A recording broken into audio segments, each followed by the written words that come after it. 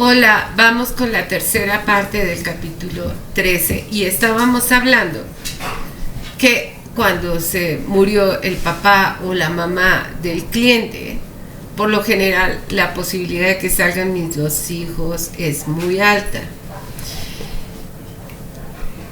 Otra posibilidad es que sobre el rostro del cliente haya un holograma fijo y eso me impida el poder ver los hologramas de mi sistema. Esto me ha pasado muchas veces en las que he intentado conectar con mi sistema y no lo logro.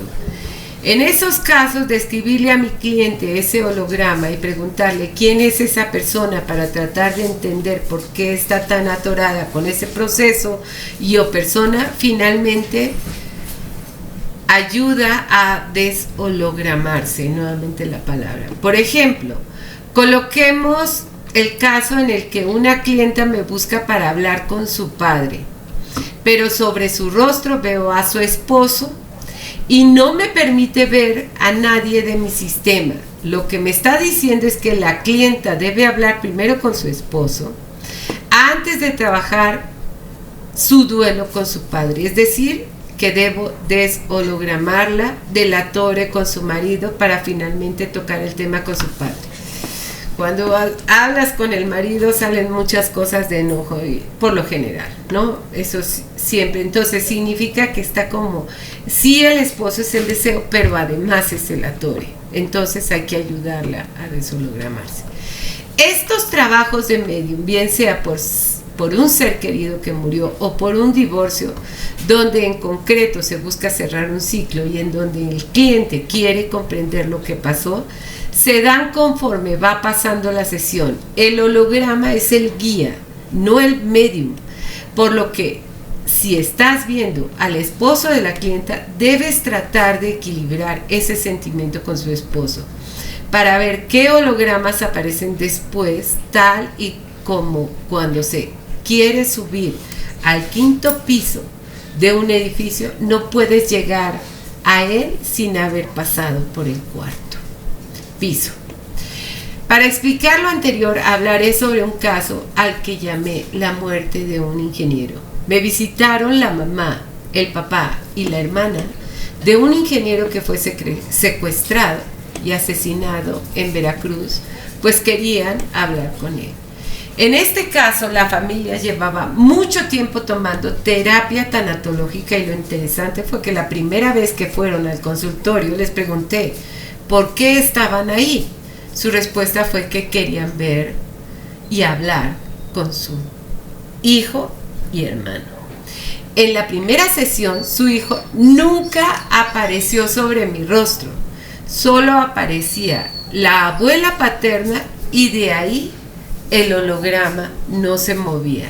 No me quedó de otra más que trabajar con la abuela paterna. Yo, la medium, me coloqué como la madre del padre y realmente me sentía muy enojada con mi hijo, mientras que el hijo sentía el mismo enojo hacia su madre, o sea, hacia mí.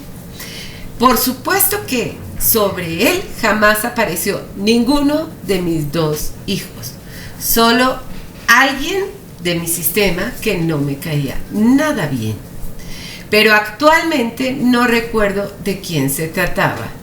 Toda la sesión se fue en ese pleito. En la segunda sesión aparecía el holograma de una joven. La imagen, o sea, ya no aparecía la mamá, aparecía la imagen de una joven fija. Nuevamente no supimos por qué y así se nos fue la segunda sesión también. En la tercera sesión me comentaron que saliendo de la sesión anterior fueron con la policía para ver cómo iban las investigaciones. La policía les mostró la fotografía de una mujer, la cual era la persona que había enganchado al hijo y llevado a los secuestradores. Lo fascinante de esto es que la familia me dijo que se trataba de la mujer que había salido en el holograma durante la segunda sesión. O sea, primero sale la mamá, donde estaban atorados el papá del muchacho y la mamá o sea, la abuela del muchacho. Estaban los dos atorados se hablan, finalmente se reconcilian, regresan a una siguiente sesión y sale una mujer constante. No podemos sí trabajamos sueños, trabajamos terapia, trabajamos muchas cosas, pero la imagen seguía fija.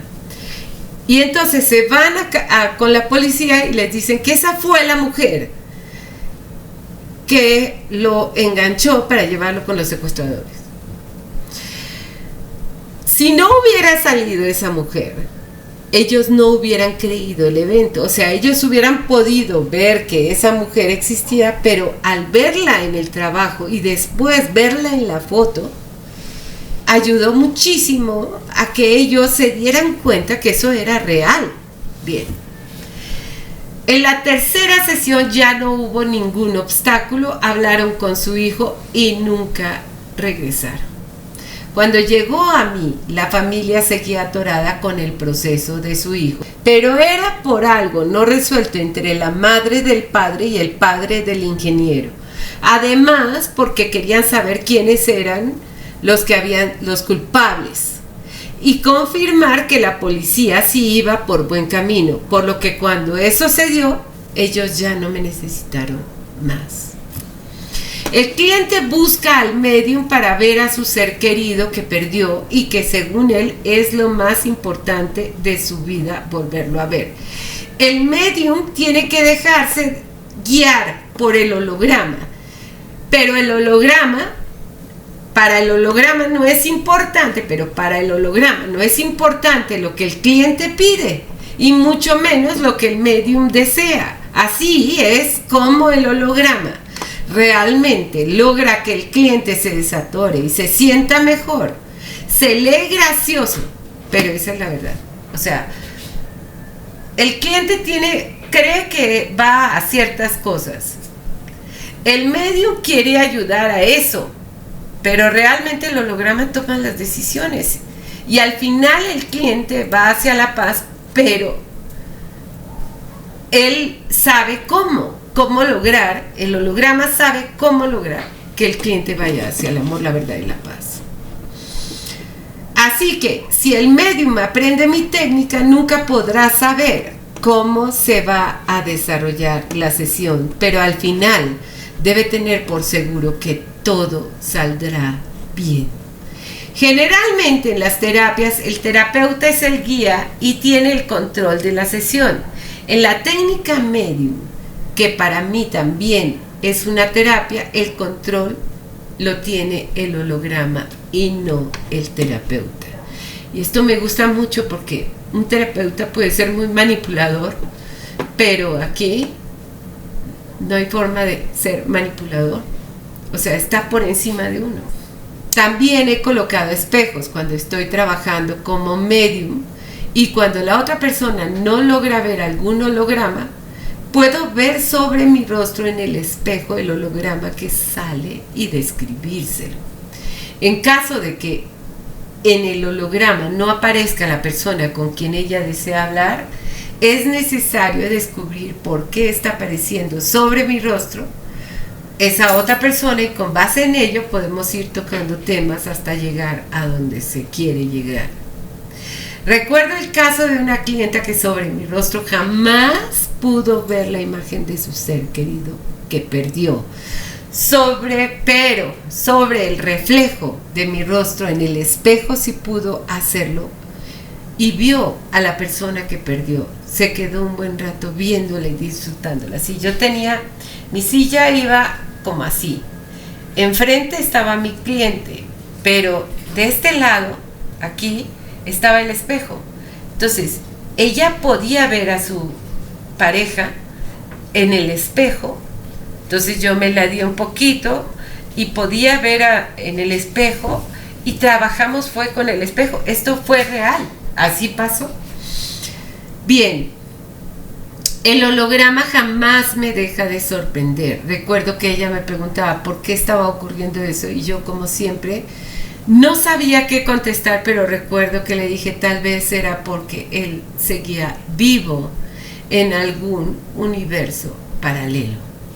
Muchas veces me ha pasado que cuando el cliente habla con el holograma que aparece en mi rostro, pregunta ¿Por qué me dejaste? Cuando en mi sistema lo que ocurrió fue lo opuesto. El que me dejó fue el otro.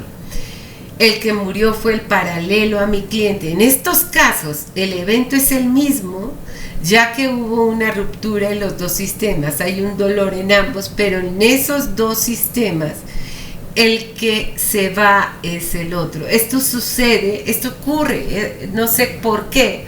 Esto sucede como si no importara quién de los dos muere, debido a que lo importante son la ruptura y el dolor.